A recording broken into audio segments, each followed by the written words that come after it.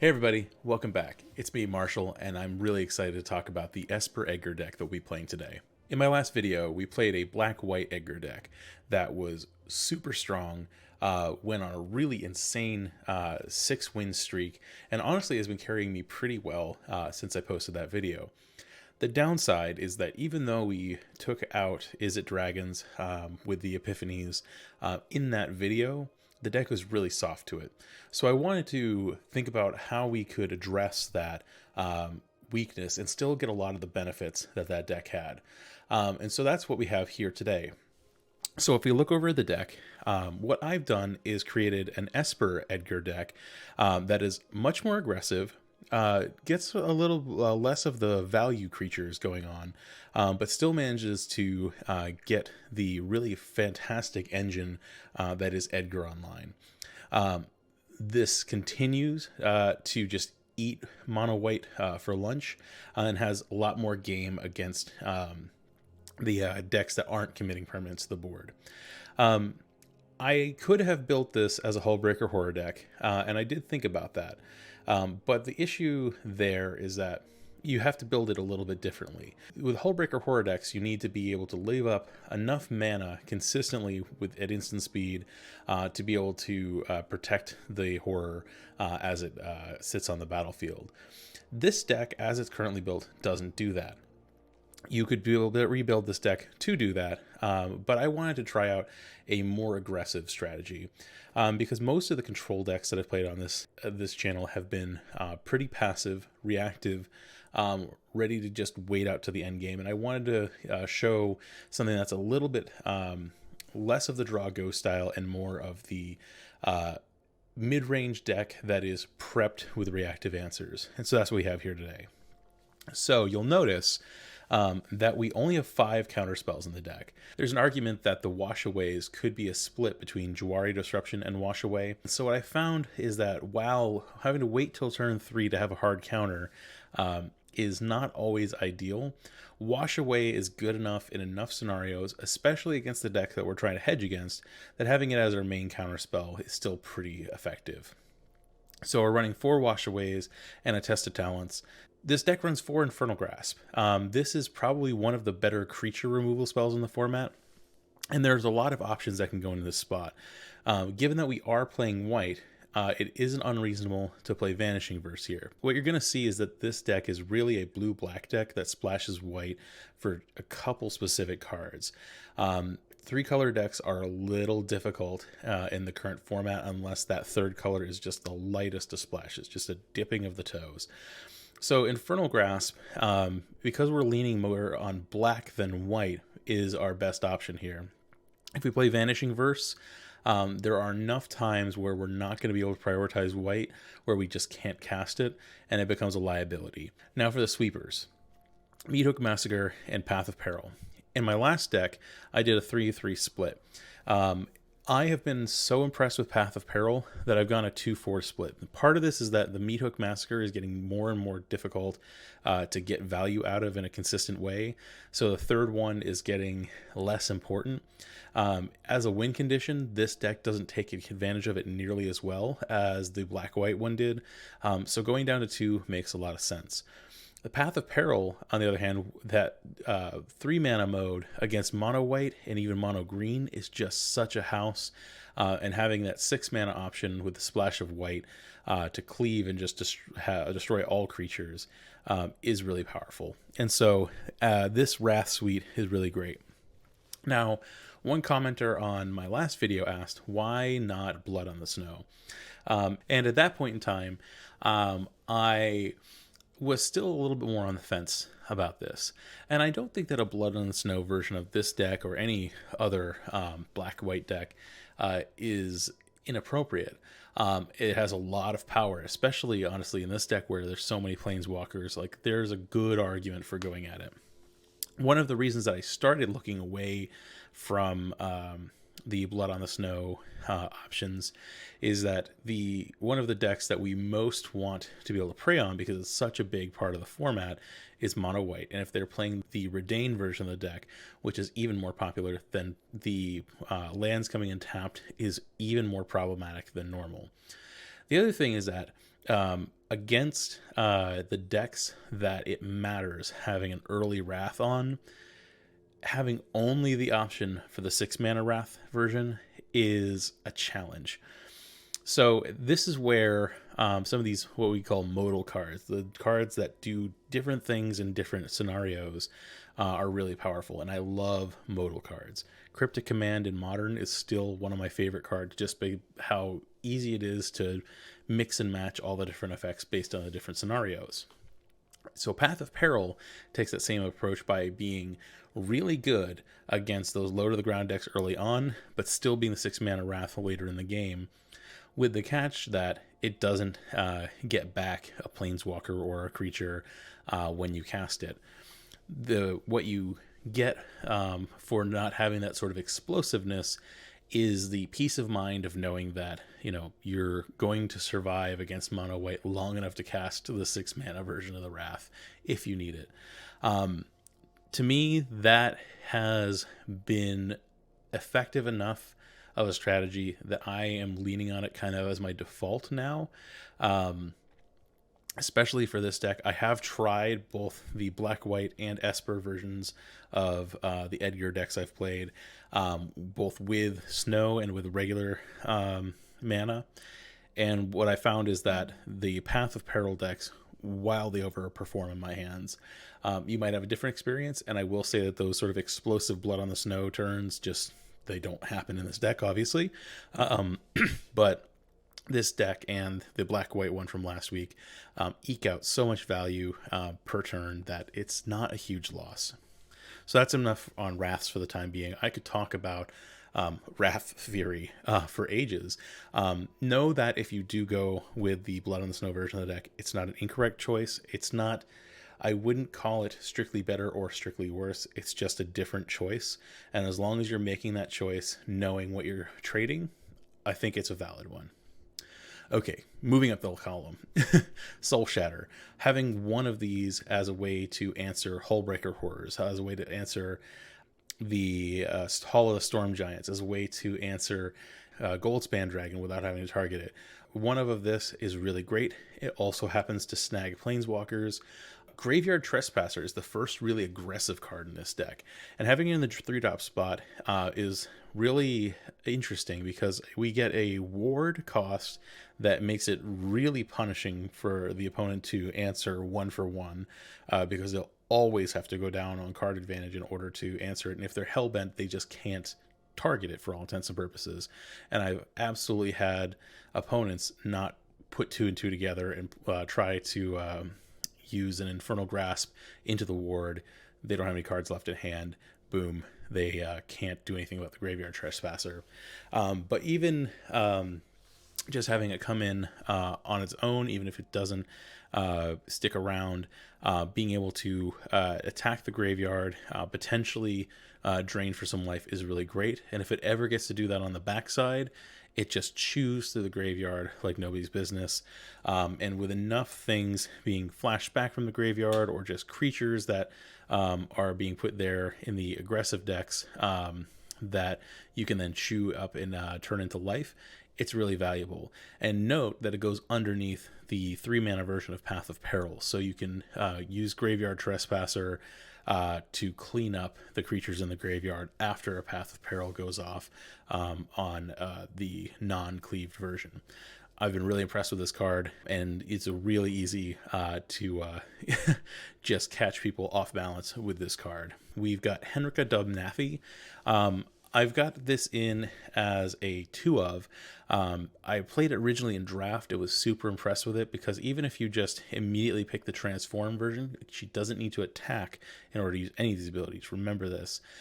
Even if you just immediately transform her, a 3/4 flying Death Touch lifelink is a really excellent answer to a lot of things in the format and can turn a game around. Especially considering that you can then dump some extra power into it and really close out games pretty effectively. Remember also that some of the tokens that we generate in this deck will also get pumped by the backsides effect. Henrika is really, really, really strong.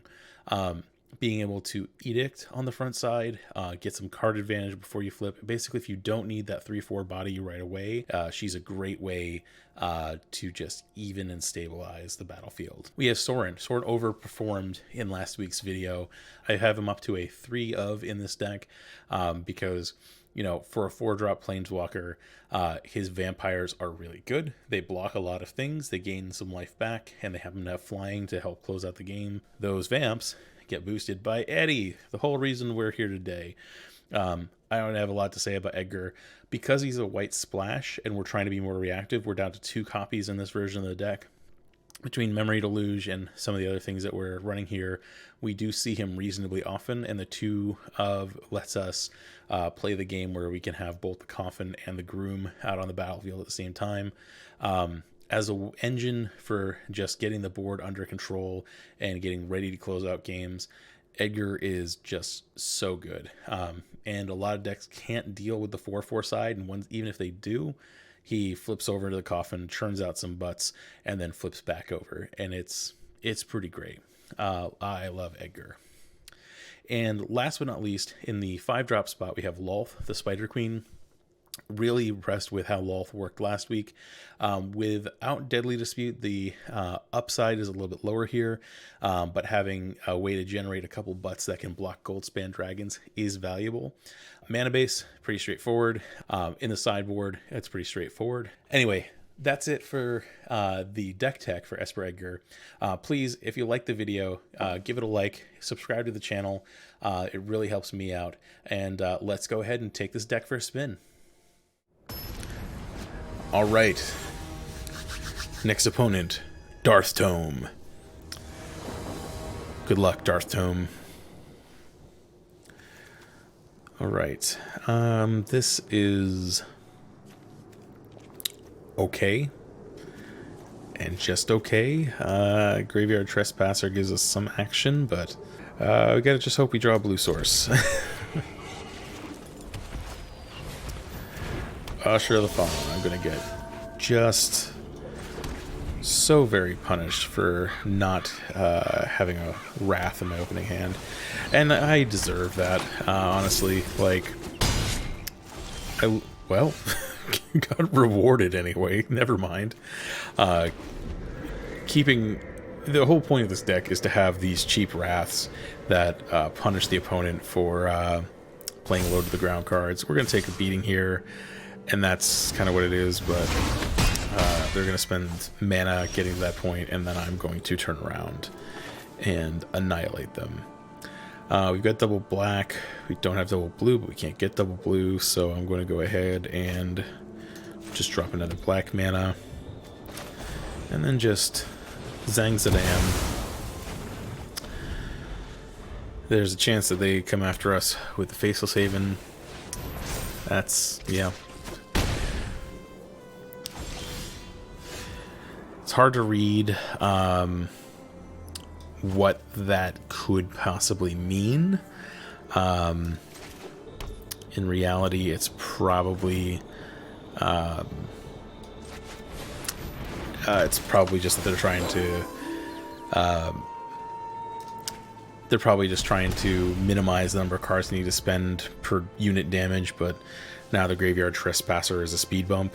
I will snap off that block since I don't have much of a way to do about it. Okay, if they want to target it, they do have to discard, so that's something. If I can draw a land, then I can Lolth, and that becomes, jeez, double face living. There's a land. Still not blue, but Lolth means we can put some blockers on the board. Subservience will be rewarded. They can only activate one of the Faceless Havens, so that's alright. Yeah, this is not great. Honestly, I can't cast a whole lot of my hand at this point anyway, so yeah, taking the Test of Talent seems about as good as anything, since it's the only thing I can actually cast based on my current hand. So let's draw a card. I need both a land and a Wrath. Well, land's a start. It's not the land I want, but since I can't cast the since I can't cast a Memory Deluge anyway, since apparently I can't find my second blue source, I'm gonna drop a Graveyard Trespasser. Yoink the Usher of the Fallen. Luckily, our Spideys have reach, so yeah, that's a thing. Yowza. Alright. Yeah, I'll snap that off.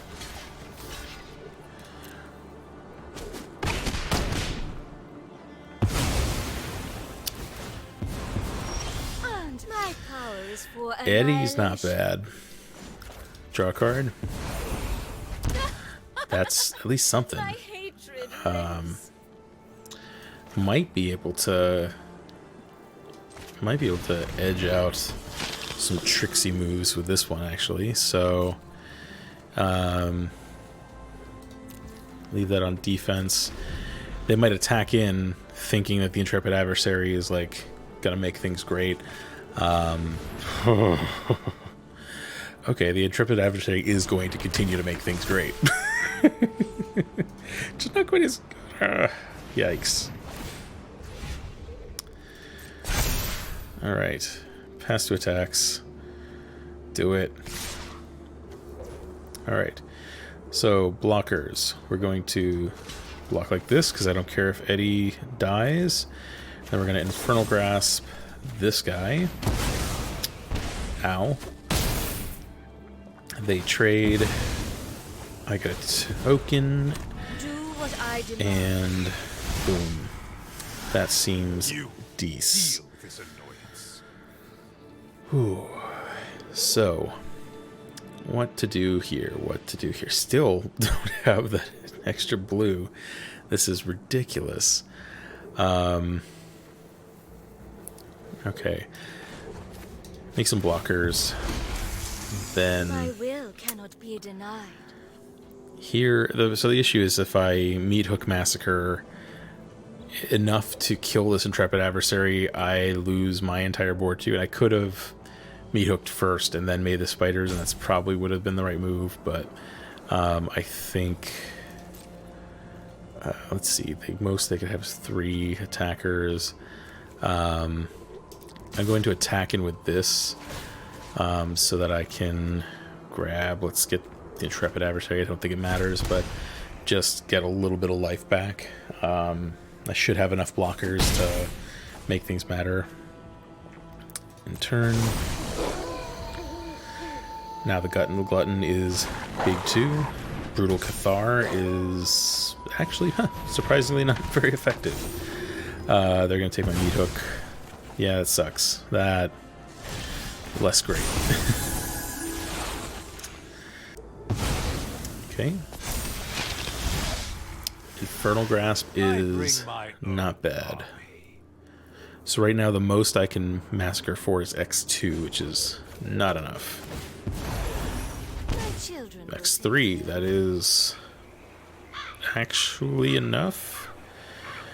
What do I end up with if I do that? Oh, and I have double blue now. Hey, that's cool.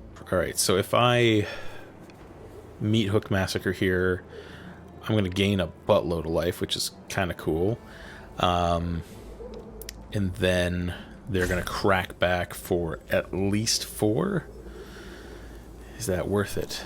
I think it's kind of got to be, so let's go ahead and smack in with the Trespasser, exile Skyclave Apparition.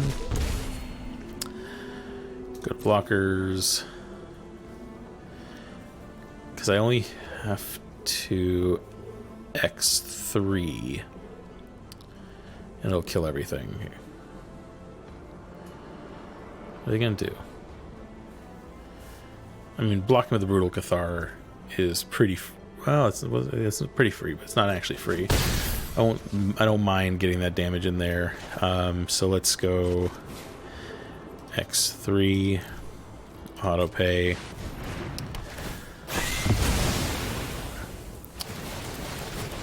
And Lolth is going to get nice and healthy. in exchange for loyalty. Intrepid Adversary is good, but it's not going to survive super long.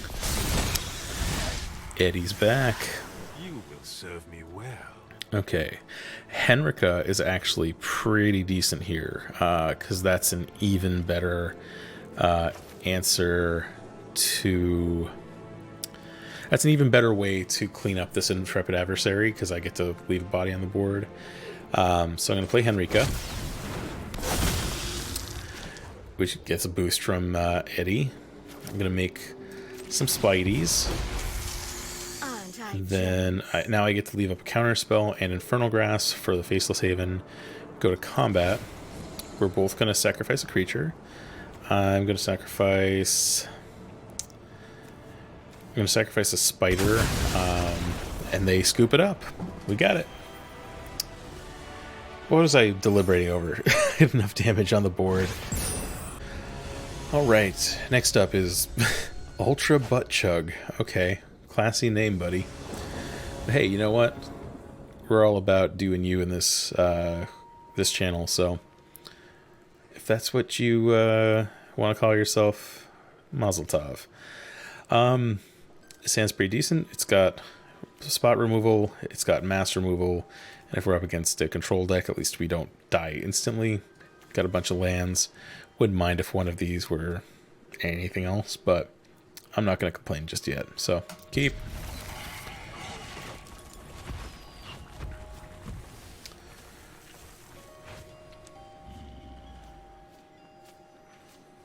Come on, Ultra. Alright. So, are they mono black or are they black white? Or something else, but the snow covered swamp T1 almost always means one of those two. Shambling Ghast, okay. Not bad, not bad. Let's go with an island here.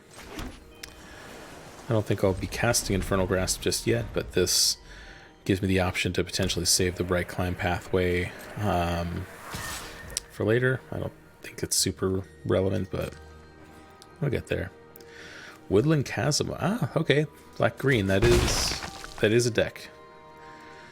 I haven't played against the black-green one quite as often as some of the others, but, you know, is indeed a real thing. Lolth is good there. I'll go ahead and drop this on black. They're going to know about the white splash now, but that's okay. Being able to leave up to Divide by 0 and Infernal Grasp is pretty good. Pretty good indeed. I guess we also have access to Wash Away. So our opponent's going to have a little bit of a hard time doing things that we don't want them to. In the meantime, if they want to put us on the 20-turn Shambling Ghast clock, then so be it. I am a little tempted to just divide for value here, but considering we have our 4th land and we can leave up Memory Deluge, I'm happy here. Being able to get Lolth down more or less on time will be nice, but I'm not in any hurry, especially after that grindy game against Mono White. Being able to, you know, just play a normal control game against black-green sounds fine. They are thinking hard about something. Okay, there we go. You ever stop to think about the art for this card? What is that thing in the background there? Is it like a statue of like a snail hydra? It's just bizarre.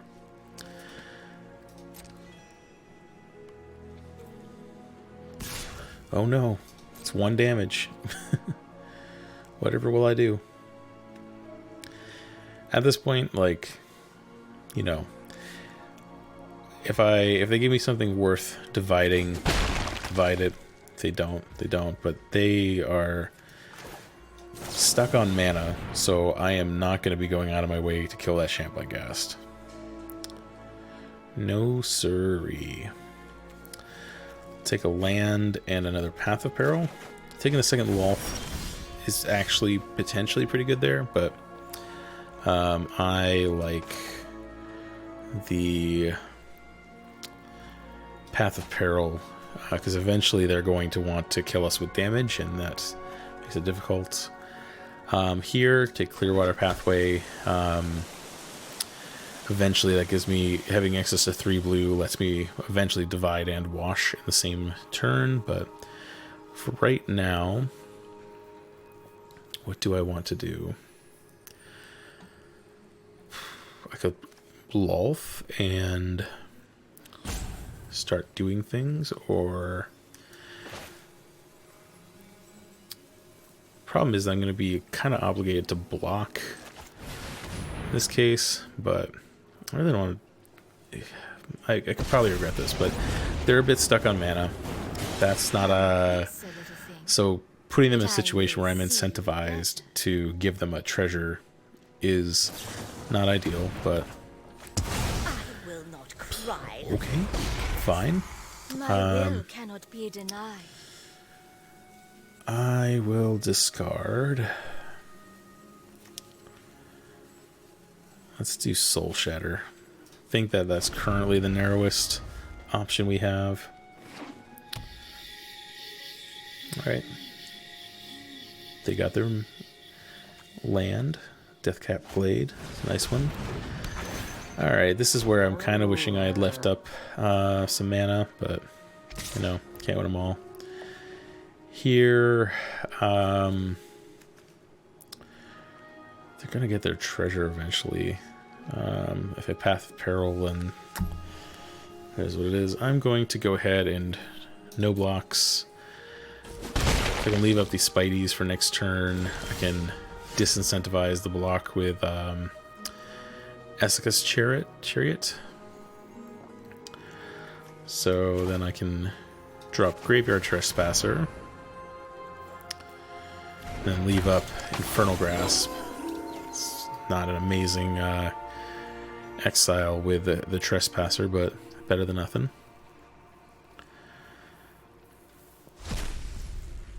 And then this means that eventually, if I am able to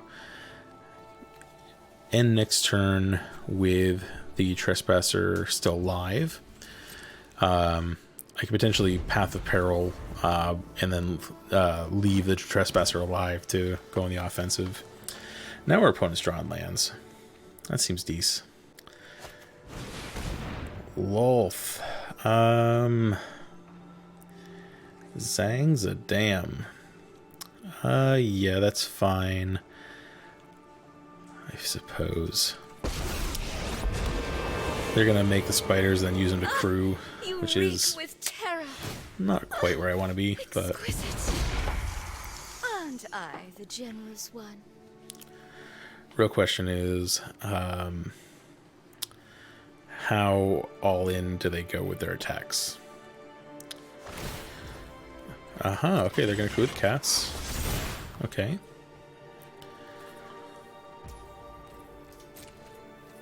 Are they gonna let me... Okay. Neat.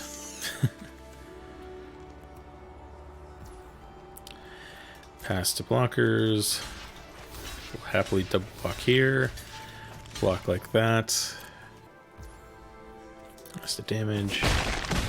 Love. Love, love, love. One more land.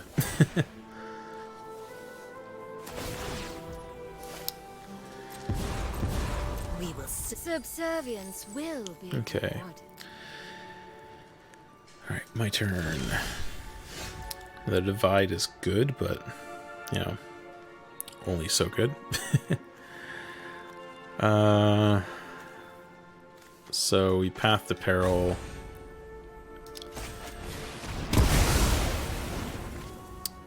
Which did require all of our black, which is not ideal now that I'm looking at it. And now attacking here. Exile a Chariot. Actually, probably exiling the Chamber of Gas makes more sense, but so you wish to be prey? We'll get there. Now they're flooding. I could use one more land. TBH. Exchange for loyalty. Sorin. Okay. Out of my way. That is indeed a land. My servant. I'm busy. Alright, so Path to Peril again.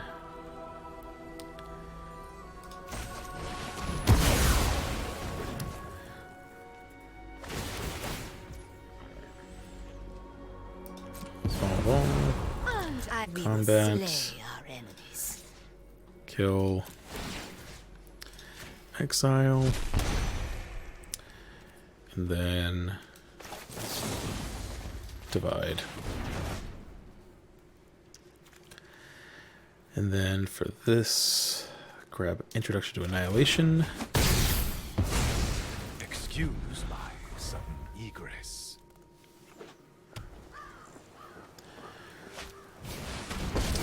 There's Lolth. You could have such power, but my will cannot be denied.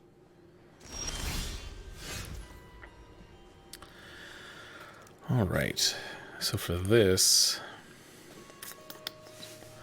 I'm gonna just exile Lolth, and that seems pretty decent.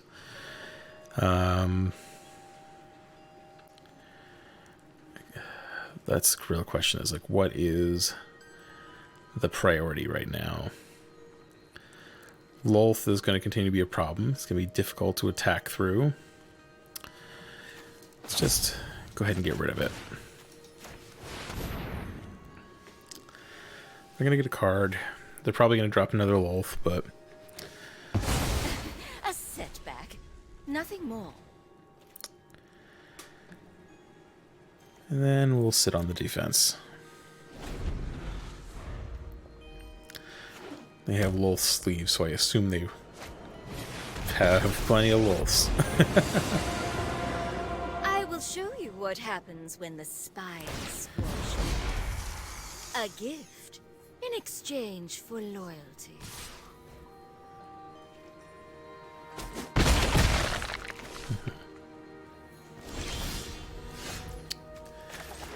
Right now, I'm not accomplishing a whole lot. So maybe I pop Sorin, leave up Field of Ruin and Divide as options here. No, he's committing something to the board. I bring order. Sorin's probably gonna die, but oh well.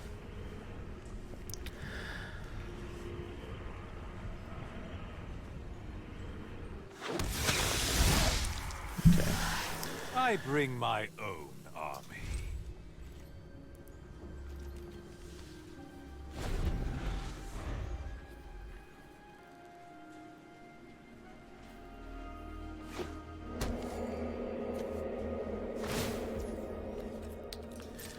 Yeah, go ahead. Always reward the loyal.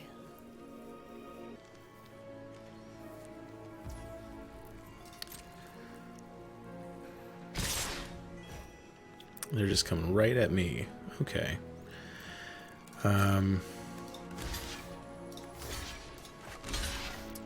Do that. That's 6 damage coming my way. Yeah. Looks to me like Mirthless Massacre might be coming. Dissolve. My power is for annihilation. I can't imagine them attacking quite so aggressively if they didn't have a Meat Hook Massacre available. So there's that.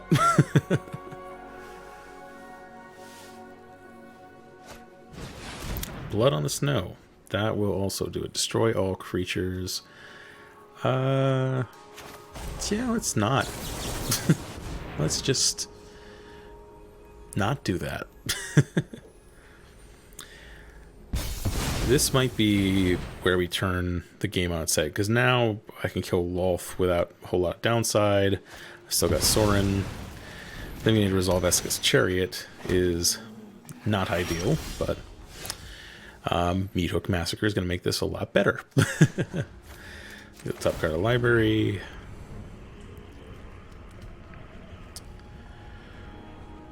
What you got? Come on. Having Infernal Grasp on hand too is going to be also pretty good. Come on. What you doing? They're down to 2 cards too, so I'll reveal that. Heck yes. Swamp. You wish to know my secrets? Very well. Next to combat will kill Lolth.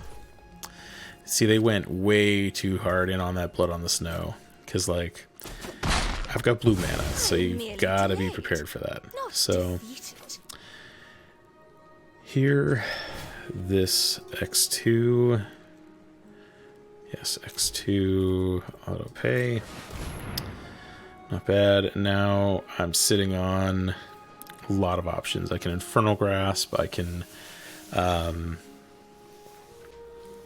Wash Away. I can Divide by 0. I can Memory Deluge. I can Fuel of Ruin. Like, this was a pretty good turn. And gaining back a bunch of life ain't bad either.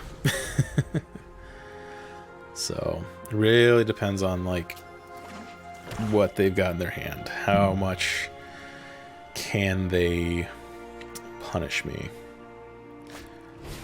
Shadow's Verdict. Exile all creatures and planeswalkers with mana value of 3 or less. They 1, 2, 3. They can turn on their Faceless Haven. That's fine. Let's wash this away. I'm gonna have to think about using the Graveyard Trespasser as a speed bump against the Faceless Haven if they try to get in for the attack, but I'm actually okay with that. Looks like that's what they're gonna do. Oh.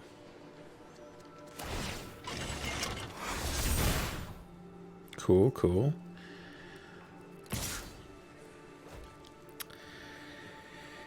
Is this something I'm worried about? Sorin provides a good amount of value. I'm gonna chump with the Graveyard Trespasser. There's a very good argument that that is incorrect, but look at it. 2 Infernal Grasps is pretty decent, though. Make a Vampy. Then You fight for me now. attack. Eventually, we've got to end this game. And now we're sitting on 8 mana with plenty of removal. They can go nuts. Might even get a Memory Deluge.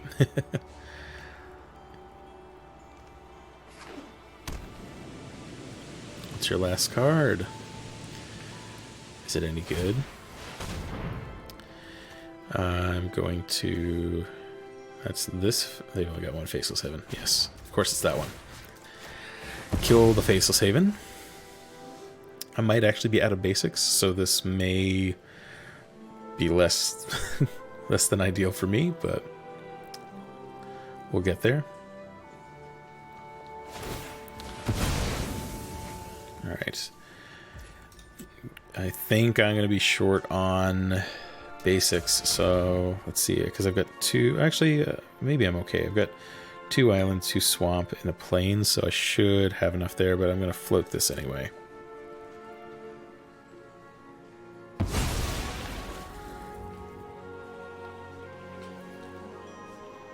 Oh, just enough. Just enough.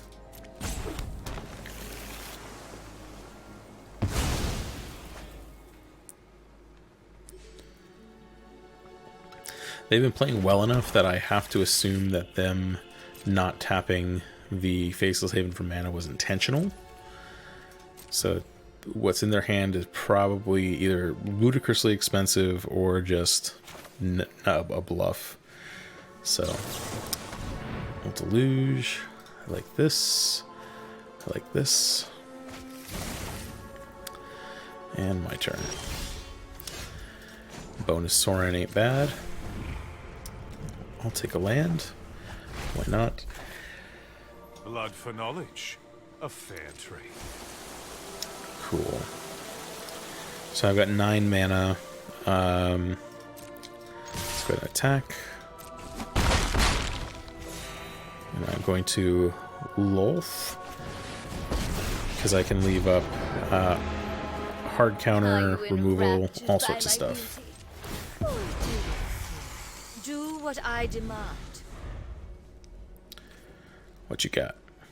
I think this one's pretty close to in the bag. Like, it's not technically over, but I've got answers to a lot of what they could do. Yeah, Shadow's Verdict ain't gonna do, buddy. They're probably pretty close to the scoop point. Yep. There it is. Good game. Where they made their mistake is that they got way too confident in that Blood in the Snow, and that's something that, you know, it happens to me as well, but you really need to make sure that when you're doing something like that, a big play into open mana, that you're ready for the worst case scenario. They weren't, and it let me turn the corner on the spot like that. Otherwise, they were very much in control of that game.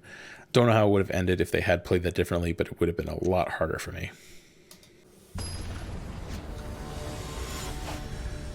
All right, Protection Blue up next. Not sure what to make of that name, but good luck. This is good if they are actually a blue deck. It is okay if they're not. It would be a lot better if I had a Wrath, if they, in the off chance that they're an aggressive deck, but I don't think 6 is going to get a lot better, especially if they do end up being blue, so let's give it a shot. And it's mono white. Okay, let's see if I can rip a Path of Peril before turn 3. 4. Okay. You can stop hurting me now.